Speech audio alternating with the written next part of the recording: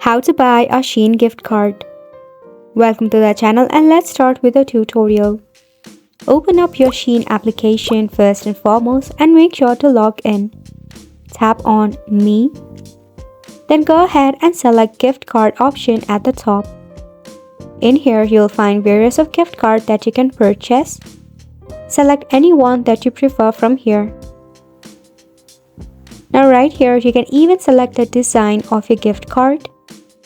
To select the amount in this gift card, you can go ahead and select from right here in this bubble. Then select the recipient email address in this dialog box.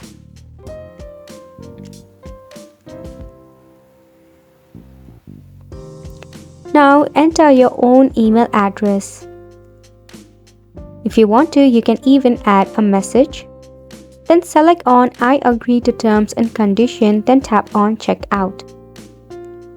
Now you have to go ahead and add a shipping address of the recipient or the address of yourself.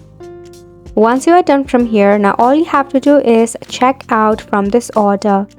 Select your credit or debit card. Then make sure you add all of the credential that is required of your credit or debit card. Enter the card number, CVV and expiration date. Then select the option of place order. And that is how you can easily buy a Shein gift card.